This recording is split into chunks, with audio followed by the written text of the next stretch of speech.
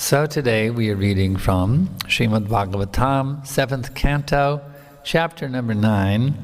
Prahlad pacifies the Lord with prayers, text number 48. Om Namo Bhagavate Vasudevaya.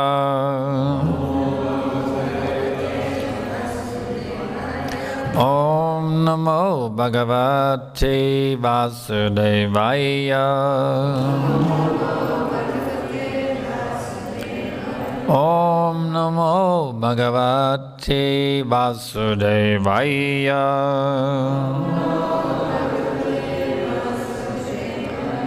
Tvam Vayu Agni Avani Viyat Ambu Matra Prana Indriyani Hridayam Chit Anugraha Cha Sarvam Tvam Eva Saguna Viguna Cha Bhuman Na Anyat Tvat Asti Api Mana Vachasa Niruktam Tvang Vayiragniravanir Vayad Tvang Vayiragniravanir Vayadambu Matra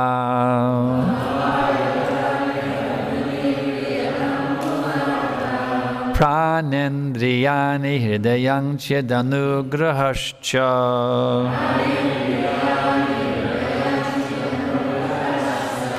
Sarvang Tvameva Sagunau Veganascha Bhuman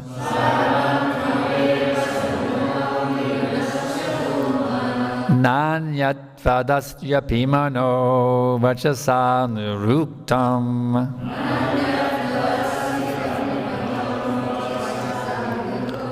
Tavang Vayiragniravanir Viyadambu Matra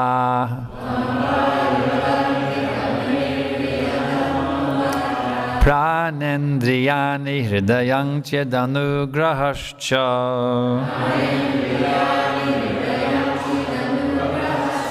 Sarvang Tvameva Saguno Viganascha Bhuman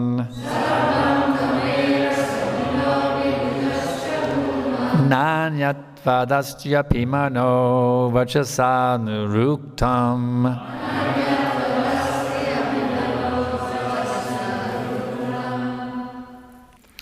Tvam, you are Vayu, air, Agni, fire, Avani, earth, Viyat, sky, Ambu, water, Matra, the sense objects, Prana, the life airs, Indriyani, the senses, Hridayam, the mind, Chit, consciousness, Anugraha, Cha, and false ego are the demigods.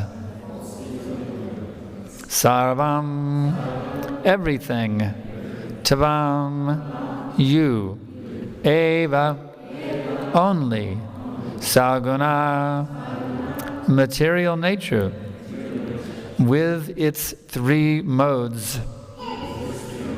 Vigana, the spiritual spark, and supersoul, which are beyond material nature. Cha, and Bhuman, O my great Lord. Na, not, and yet other, Tvat, than you, Asti, is, Api, although, mana vachasa, by mind and words, niruktam, everything manifested. Translation and purport by His Divine Grace, Srila Prabhupada. O Supreme Lord, You are actually the air, the earth, fire, sky, and water. You are the objects of sense perception, the life airs, the five senses, the mind, consciousness, and false ego. Indeed, you are everything, subtle and gross.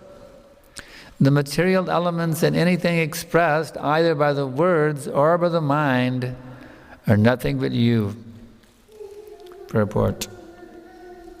This is the all-pervasive conception of the Supreme Personality of Godhead, which explains how He spreads everywhere and anywhere. Sarvam kalvidam Brahma.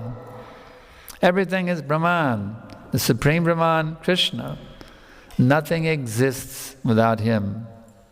As the Lord says in Bhagavad Gita 9:4, Maya tatang idang sarvang jagavad vaktamurtina matstani sarvabhutani nachahang tvaishvavashtitaha. I exist everywhere, and everything exists in me, yet I am not visible everywhere. The Lord can be visible only through devotional service. Tatra tishtami narada yatra gayanti madbhaktaha. The Supreme Lord stays only where His devotees chant His glories. Vandeham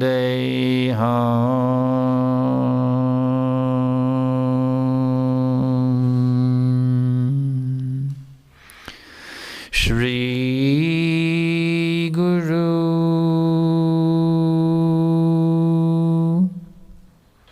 Shri Jata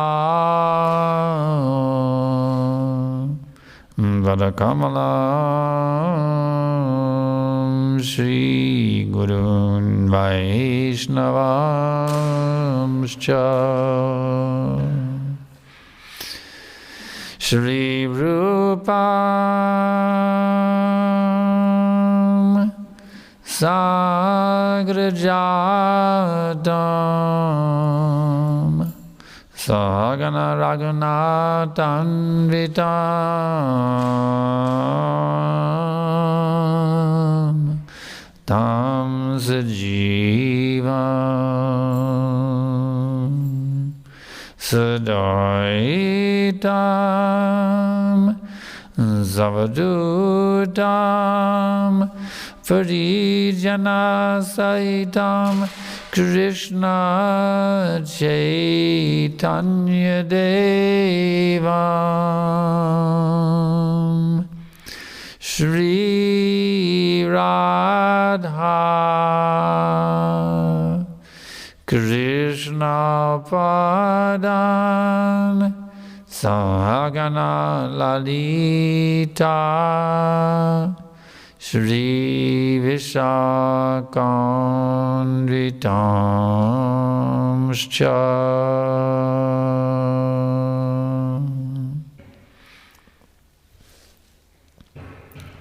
So, Krishna is everywhere.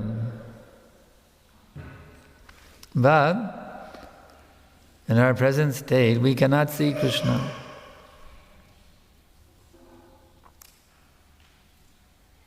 Just like the TV broadcast. The images are actually there. Just like they're still doing the reruns of the Lone Ranger and Tonto, you see. The Lone Ranger and Tonto, they're actually riding across the sky right now. They're riding through this room right now, you see, in the ether, in the TV broadcast. But we cannot see. Even though they are present, we cannot see. The TV broadcast, there's so many images, so many people doing so many things. They are present. Right now in the ether, that image is there, those sounds are there, everything is there. But we cannot see. But with a television set, we can see, yes. We can pick up that broadcast right here in this room. We can pick up that TV broadcast and see, yes, such and such person is doing such and such thing right now here. We can see it in here, right now. So in the same way that the TV broadcast is out there in the ether, and it's visible if you have a proper television set. In the same way, Krishna's pastimes are happening right here, right now, but we can't see them unless we have the proper television set. So actually we already have the television set. It's right there in our heart, but right now it's out of repair, it's broken. We have a broken TV set right now. So we have to go to the repairman. That is the spiritual master, you see. He is the TV repairman. He repairs that TV in the heart so that we can see God. That's the thing. And what is that repair system? It is a 9-step process. As we were discussing previously, it is 9 steps. Shraddha, sadhusanga, bhajana kriya, anartana vritti, nishta, ruchi, asakti, bhava and prem. These steps is a gradual process of repairing the television set of the heart. In other words, that proper television set, proper consciousness, is one of love. In this world, we take love as some means of exploiting others. Oh, I love you, I love you, I love you. I want to exploit you for my sense gratification. I love you, I love you, I love you. But that is not love, that is lust. Actual love means service. I want to serve you without taking anything in return. That is genuine love, you see.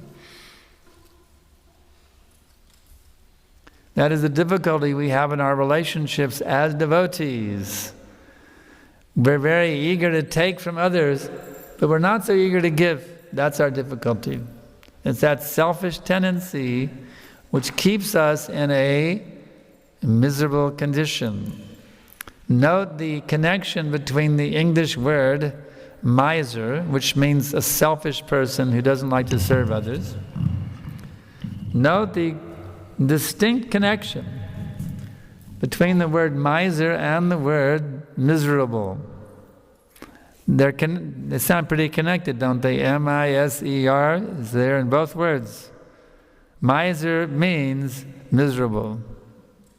You see? So as long as we have this miserly mood, I want to take from you. Give me, give me, give me. I want to take from you. Yeah. I don't want to give you so much, but I want to take from you a lot. That is called miser. That is called miserable. So instead of having the attitude of the miser, we need to have the attitude of gratitude, gratefulness, thankfulness. If you have a genuine feeling of gratitude for another person, then you naturally want to serve them, isn't it? If I feel very grateful to you, then I naturally want to serve you. It's a natural sentiment. So this mood we have to develop amongst the devotees. If we have the proper mood of wanting to serve the devotees, then I will serve my spiritual master also, you see, because he's the chief devotee in my life. My guru, he is the #1 devotee. I have so many devotees in my life, but Guru Maharaj, he is my #1 devotee in my life. So by cultivating that mood towards all the devotees, of wanting to serve the Vaishnavas, then I will naturally have that wonderful attitude of service for my spiritual master. And Krishna sees we are serving our spiritual master very nicely. Then he accepts that as personal service unto Krishna himself.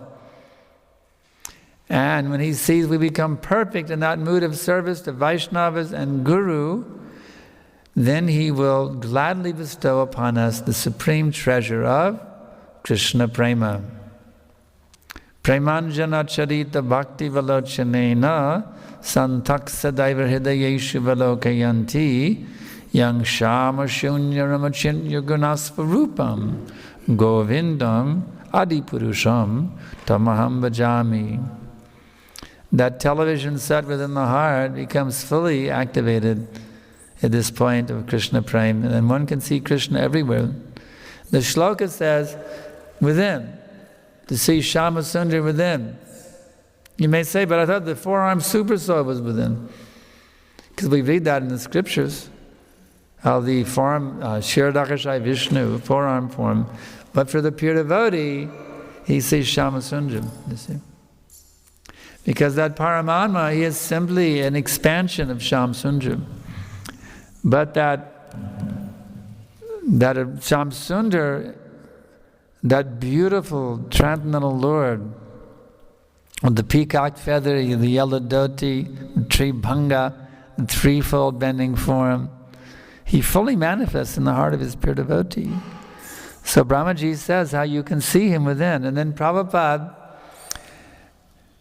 states, you see him within and without. You may say, well, how Prabhupada can say that? Because Brahmaji said seeing him within. Where did Prabhupada get this idea that you can see him externally also? Well, Prabhupada knows from his own experience. Because Prabhupada can see Krishna within and without simultaneously. So the point is, actually, to the extent that you can see Krishna within your heart, to that extent you will also see him externally, everywhere. In other words, when you're Krishna conscious, you're Krishna conscious. You understand? When you're Krishna conscious, you are Krishna conscious.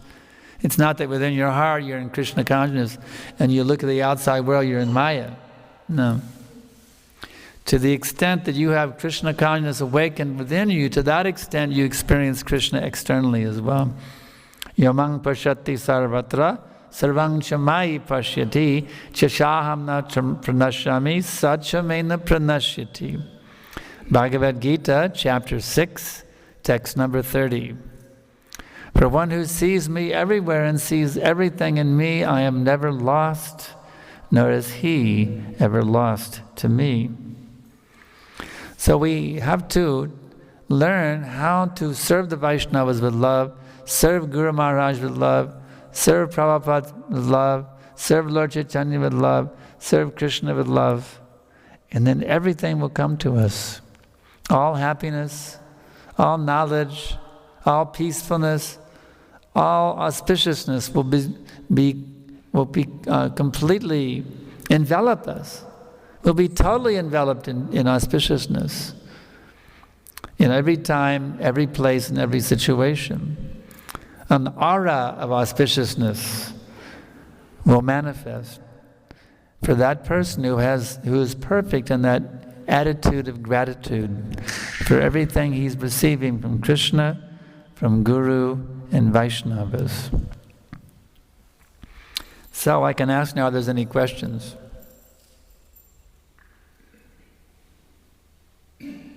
Yes? You're talking about serving with love. Can you hear me okay? I can never hear very well. I have my wife will help. He's talking about serving with love. If we don't have that love already in our hearts. Then how do you get it? Yeah. Well, the good news, Mataji, is that the love is already there. It's just buried very deeply underneath so many layers of crud. There's lust crud, there's anger crud, there's greed crud, madness crud, illusion crud, and envy crud. Piled heavy and deep. Just like PhD, piled heavy and deep, PhD. You see? It's there, but it's very, very deeply. So, we have the cleansing process, Nama Sankirtana. That is the process given by Gauranga. Our most merciful Lord Gauranga, He has given us this process, Hare Krishna, Krishna Krishna, Hare Hare, Hare Rama, Rama Rama, Hare Hare. So, even though now, instead of loving you, or being, instead of loving you, I'm lusty towards you, I'm angry towards you, I'm greedy towards you, all of these bad things come out, you see, because of that contamination. But if we instead, if we focus, on this chanting process, chanting at least 16 rounds every day, and try to make those rounds very qualitative rounds. In the early morning when we can really focus, try to go deep into the mantra, then it will have a very powerful cleansing effect. And that natural love, which is already there within you, which doesn't have to be created, it's not something new. Just like Prabhupada explains in his purport that the attraction for Krishna manifests automatically just as a young boy is attracted by a young girl. You don't have to train a young boy to be attracted to girls, or young girls to be attracted to young boys. It happens automatically by nature. So in the same way, there's a spontaneous nature within us of attraction to God, Krishna. Simply, we have to be put back in the proper atmosphere, the spiritual atmosphere. That's why we have this temple. That's why we have a society, a Vaishnava culture, because this creates an atmosphere to bring that out, to extract that from us, you see. Just like being in Prabhupada's presence, we were transformed, you see. His presence was so powerful. Just to be in the presence of Srila Prabhupada, you would do things, you would act in ways you would never conceive of as possible previously, you see. Srila Prabhupada brought out the best in you.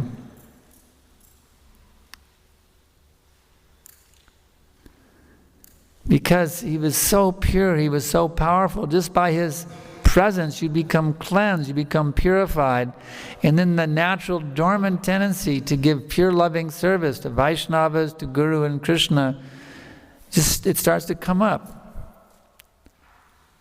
So that's why it's very important that we stick tightly to these regulated principles that Prabhupada has given us, because by sticking with these principles we remain connected with Srila Prabhupada.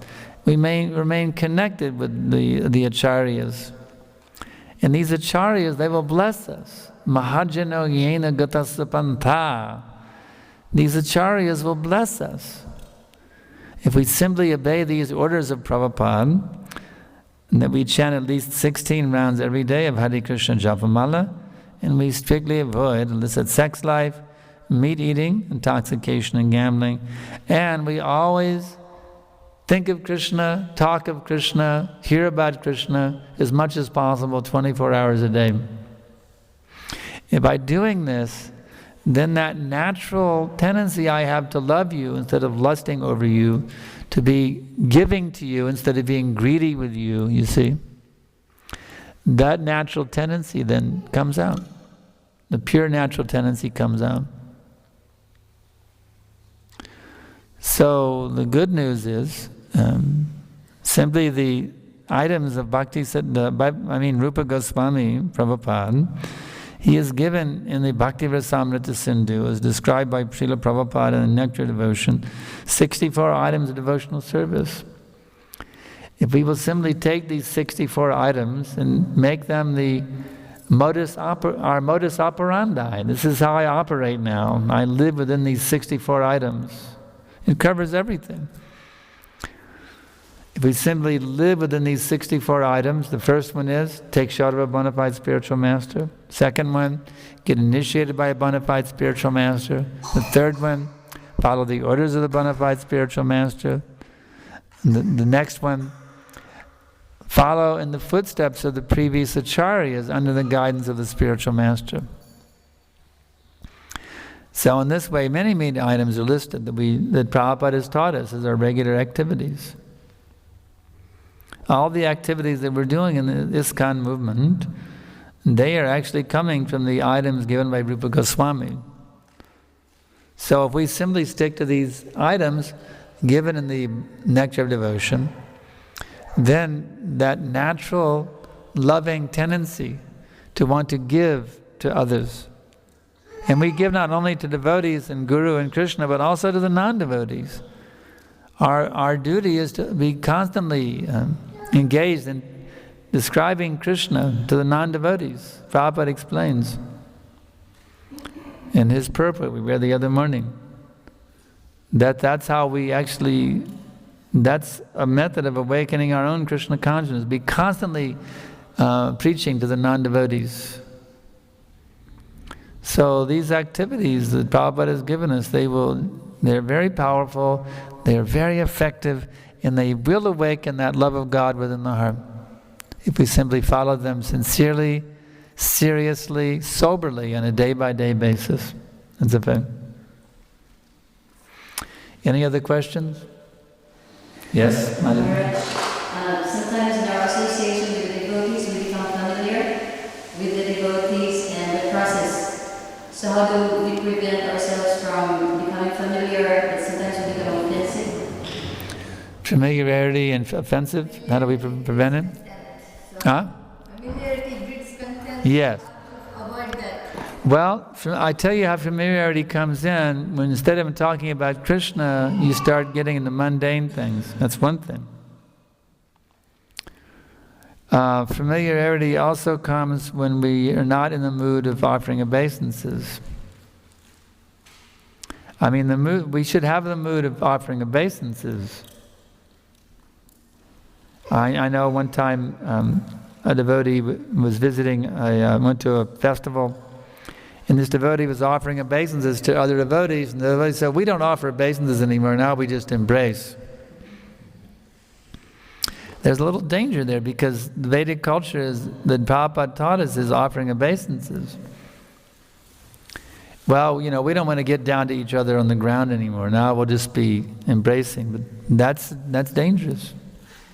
It's embracing is very nice, but that mood of offering obeisances has to always be there. It has to always remain. If we want to eliminate that from our ISKCON culture, well, now we're more sophisticated. We don't offer obeisances anymore, you see. Well, you're just opening the door for familiarity breeds contempt. That's what you're doing. Therefore, Vanchakalpatarubhyascha kripa sindhubhye vacha paririnam bhavanebhyo vaishnavebhyo namo namaha. I bow down on the ground at the feet of the Vaishnavas. I want to take the dust of their feet on my head. That is humility. If I only want to embrace you and I don't want to offer my obeisances to you, you see, that means I think that we're equals.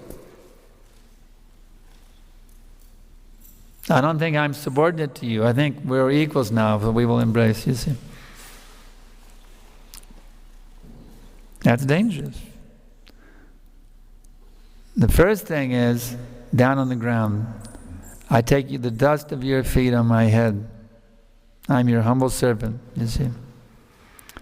If we have that mood, the obeisances mood, then we will not fall into the trap of familiarity breeds contempt. And then embraces may be there. But that mood of at your feet, that mood has to be there. Very important thing in our society. That we always have this mood of offering obeisances to Vaishnavas. I one time called in the US, I called up the Bhaktivedanta archives. And as we used to do in ISKCON, you call somebody on the phone, you'd say, "Please accept my obeisances." That was a standard thing in the old days. And the devotee said back, "Radhe, Radhe." I was shocked, actually. What is this? It wasn't even a god brother. It was some, it was a god nephew. And I thought, well, let me show the proper example, offering obeisances, and they didn't even reciprocate. I was shocked. What is this? No obeisances? I didn't say anything, but I was honestly shocked. Here I am offering obeisances to a junior Vaishnava to show, the example, and they didn't even reciprocate. I couldn't believe it. They didn't even reciprocate. So this is this sort of mood can lead to contempt. You see, we have to be very careful. I offer my humble obeisances to you, my Prabhu. You are my master. You see. All right, we address the ladies commonly as Mataji. It's the same thing. You are my mother. And then when the boy is growing up, the mother and father, they are both masters. In Indian culture for the whole life, actually. My father is my master, my mother is also my master, you see. And so, whether we say Prabhu or Mataji, it's the same thing. You're my master. I bow down to you. You're my master. You're my mother. You're my Prabhu. Same thing. You're my master. I'm your humble son or your humble servant. Any other questions? When we come to Krishna consciousness, we bring personalities which we've developed over long eons. Yeah. So then we try to practice sadhana bhakti and try to become devotional, become Vaishnava, and try to develop Vaishnava qualities. Yet we might be working in a situation. I work in the construction industry, which they do not have very good. A situation, my hearing's a bit defective, a situation where... Working in a situation like with outside people. Oh, with outside people. Yeah. He has a work in the construction. Yeah. Bad qualities. Swearing, talking about sex all day, talking about all that kind of garbage, yeah. Harsh words, harsh demeanor, harsh behavior.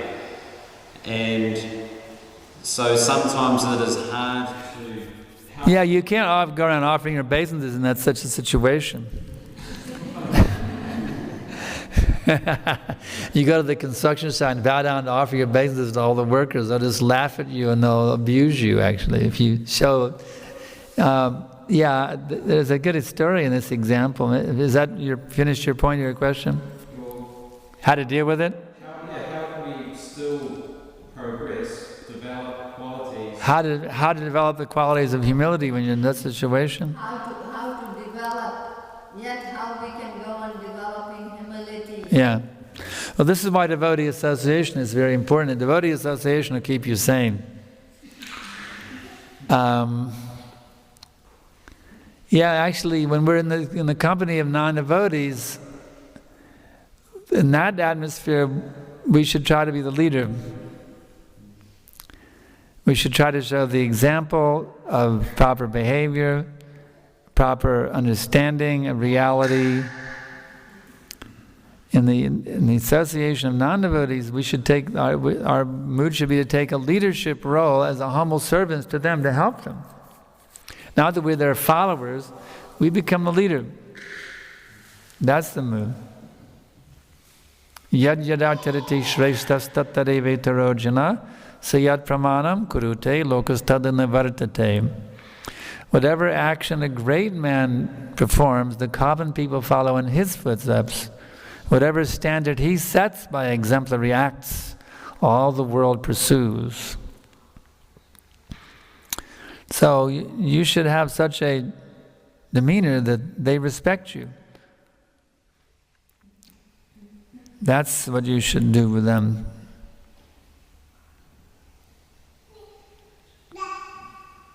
Even my grandmother, she told me one story. Her father had some business or something, but he had, he's had some business, but he was very strict in his moral principles. He didn't like dirty jokes. I mean, he was really, a pious man. So the workers, they had a different mood. Dirty jokes and, all kinds of garbage talk. Whenever he came around, they immediately stopped out of respect for him. So that's the sort of aura or vibration we should try to manifest, that they respect us.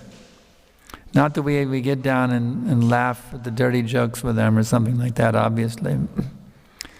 But we should show a higher consciousness so they respect us. They should be a little bit in awe of you, you see. In terms of doing the work, you do a very first-class job, top-class professional expert work. Devotee is expert in everything. That's one of the 26 qualities of a Vaishnava. Bhaktivinoda Thakur, he was so expert in everything he did for the British government. They very much respected him. They respected him so much, they built a railway to his house. You know that? That train there at Bhaktivinoda's house, it was built by the British government just so he could come to the office. They had so much respect for him. They weren't devotees, but yet they had great respect for him because he did a very expert job and he had very high moral principles.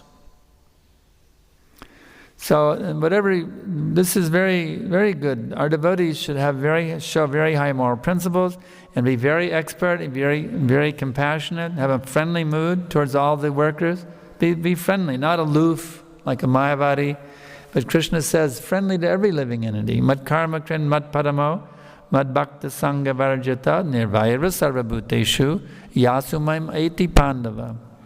My dear Arjuna, he who engages in my pure devotional service, free from the contamination of fruitive activities and mental speculation, who works for me, who makes me the supreme goal of his life, and who is friendly to every living entity, certainly comes to me. So I'd be very friendly, I'd be very warm, be someone that if somebody has some difficulty, they can come to you and reveal their heart. I would be that kind of a person for them, like a father, and have high moral principles. And this is what I would suggest you do, because in this way,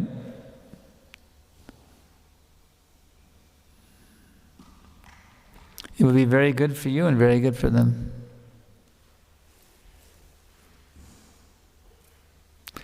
I know I have, it's like one of my disciples, she has very high moral principles. She's working in some office, so they made her the manager. Now she's the manager of the office.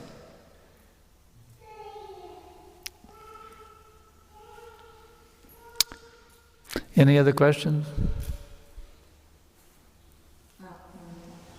I find it a little contradictory because before this question, you said that you gave the example of a devotee when you said offer obeisances. You set up the example, and he did something different. So how can we expect the karmis to do that when the devotees do not follow the example of the Yadacharita? How you can expect the karmis to offer obeisances? No, just to follow. To have respect? Yes. Well, most of them won't, that's a fact. My question is like, if the devotee don't do it... But I've seen how devotees, just by going to some job and manifesting nice devotional qualities, they made devotees from the workers in the office. I've seen that. I know it happened. One godbrother, he made a devotee. One of the co-workers, just by associating with him, became a devotee also, became also initiated by Prabhupada. So there is such a thing. I've seen it happen. The question is that on the general principle, if the devotees don't offer respect and if devotees don't follow... Well, yes, I see your point. Here's the resolution for the apparent contradiction. If I want to become a powerful, and we should desire to become powerful, influential spiritual leaders. That's a fact. We're meant to do that. That's a Brahmin. He's a person, Prabhupada says Brahmin means the spiritual master of the entire human society. We are giving everyone Brahmin initiation, isn't it? If you're second initiated, it means now you should be able to function as the spiritual leader of the entire human society. That's stated by Prabhupada in his books. So here's the answer for the resolution. If I want to be a powerful, influential spiritual leader to inspire people to come to a higher standard of consciousness, I will only be able to do that to the extent that I am a humble servant of the Vaishnavas. So there's the resolution for the apparent contradiction. If amongst the devotees I'm not humble, then I'm not going to be successful inspiring a non-devotee to become Krishna conscious. But if I'm very, very humble before the Vaishnavas, taking the dust from their feet as my very foodstuff,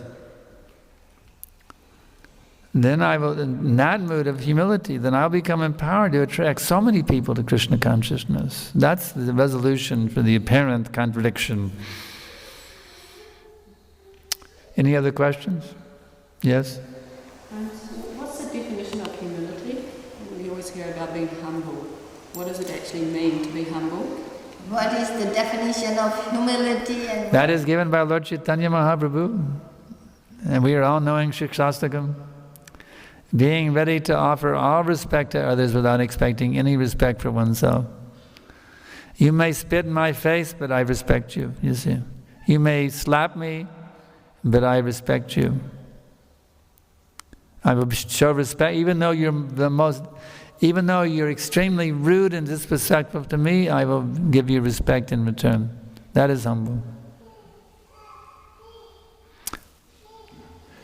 Gurudev, from what you said during the lecture, can it be concluded that if one wants to achieve God realization, but follows a method that doesn't contain direct service to the devotees and direct service to the spiritual master, one can't achieve the supreme realization of God? That is true. If I say, well, I want to awaken my Krishna consciousness, I'll chant 16 rounds, I'll follow the principles, and I don't want to have any relationship with devotees, I don't want to have a spiritual master, I just want to be between me and Krishna. Well, you're not going to make it, sorry.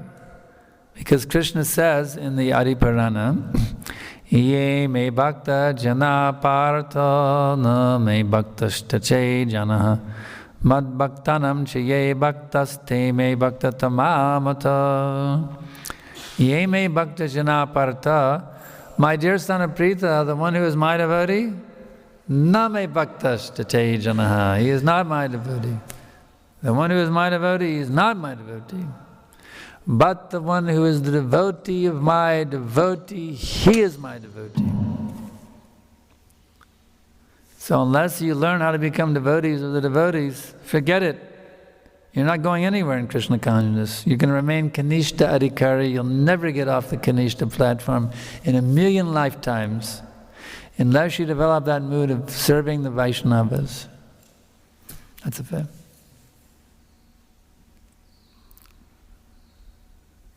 Jai.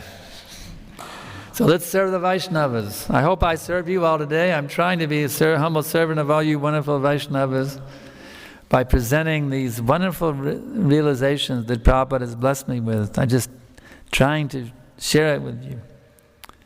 I'm doing a really good job of serving you. I hope I'm not being a disturbance here in your community. So we'll go ahead and stop here. Thank you very much. Srila Prabhupada ki jai. Srimad Sankarshan Das Adhikari Maharaj ki.